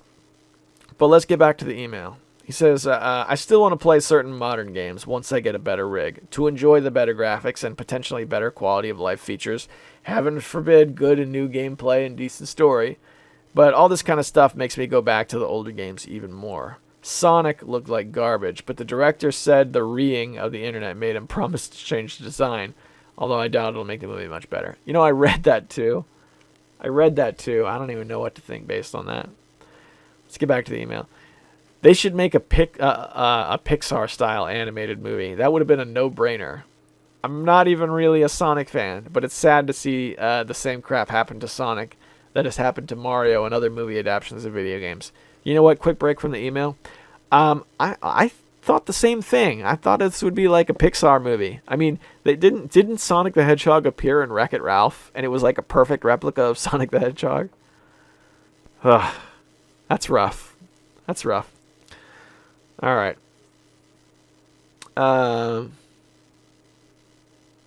Yeah, let's see. If I would be the guy to sell the movie to the studio, I would say, see Wreck-It Ralph, we do this, but with Sonic. Yeah, there it is, Wreck-It Ralph. But studio execs still seem to not getting it. Many video game movies would work, and did work, better as animated movies. Some could work in live action with CGI, some just don't work. Then again, we had a movie made about emojis, so we set the bar incredibly low for creativity of Hollywood. I've just kind of given up on Hollywood at this point. Yeah, you and me both. There's some good ones still, but a lot of it is just dreck. This year Shazam was great, and I saw the Avengers Endgame, which was great. Had some flaws, though. But it's an event movie that had a 10-year build-up. And superhero movies are not everyone's cup of tea. I even have got to admit there are a lot of them. Can we have some more space operas that aren't Star Wars or Star Trek? Or some good sword and sorcery fantasy movies? Either way, keep doing what you're doing, broski. You know what, Sean? You're right. I think the saddest thing about this Sonic movie is how much, how I'm totally not surprised that it looks terrible. That's the worst part. Well, because I think everyone, if I'm not mistaken, is like, of course it looks awful. How else would it look? All right, boys and girls, we're stepping back to see what else we got. Light Studios put one on episode 279. This is from Sendu. He writes, you'll encounter a lot of weird games working for Emerald Rangers. That's the beauty of the indie scene. Yeah, I would say that's about right. What else we got? He put one on a couple of them on 278. He writes, what turns people off the podcasts? Unzip noise. You could have made such a bad tasting joke there. I beg to differ. I think that joke would taste just fine. It's easy to call a small podcast out for disappearing, but you should know how difficult it can be to maintain motivation. TCR disappeared a few times. Still sad, though. One thing I like about Patreoning the show, it gives me a feeling of security.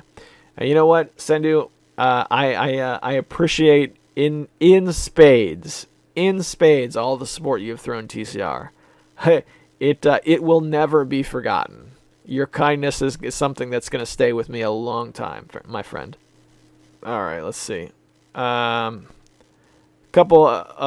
is this? Episode 276.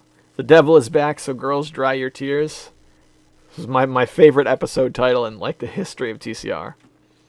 He writes, Audacity is great, easy to use, and reliable. The only alternative I've ever heard is when people edit the audio directly in their video editor. I know James Rolfe edits his audio inside Final Cut Pro.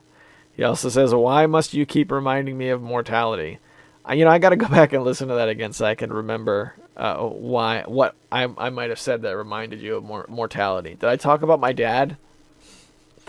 I don't know. Yes, we are all going to die. One day it will happen. Isn't that wonderful? Now let's play a chiptune. Sorry, man.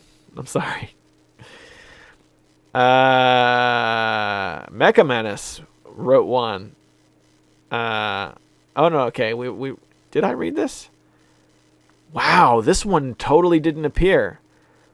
Okay, this was from Mecha Menace 5 days ago on last week's, and it was totally hidden. Totally hidden. All right, let's read this one, guys. I don't get why Skype gives you problems. I type messages, I receive messages, I can make calls, I can receive calls. Why is Skype so terrible? All right, and he jumps on to the next topic, so I'm going to stop here. A couple of reasons. Every time I open Skype, it wants to update. Every time I try and close Skype, it doesn't want to close. That right there, I'm out. Right there, I'm looking for another solution. I honestly think that's enough. Personally. That's why Skype. Also, because there's alternatives where that doesn't have to be a thing. Okay? It's really that simple. You're right. It did what it's supposed to do. It worked for a long time. But those things, in my opinion, are huge, and I can use something else that makes it so they're not an issue. And that's what it boils down to. So maybe it's not so terrible, but that's why I don't like them. Let's get back to the comment. I avoid all spoilers for movies / shows these days. Do I really need to see a trailer for Star Wars or Spider-Man that I'm definitely going to see eventually? Contrarily, I was compelled by forces to click on that Sonic trailer. I'm sorry, dude. It's difficult bringing a cartoon character to life on the big screen, but I couldn't imagine a scenario where this would impress. There's a lot of cringe moments. I'm not so turned off by Sonic's design. That's the least of the movie's problems. They could drop the gotta go fast junk and all the schlocky military hires Robotnik. I do like how Ace Ventura's mustache grows more maniacal during the course of the film. Also, could Carrie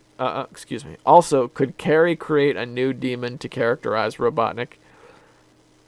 Maybe the creators of the film made him do the pet detective to swing the nostalgia vote, but I see it as cheap.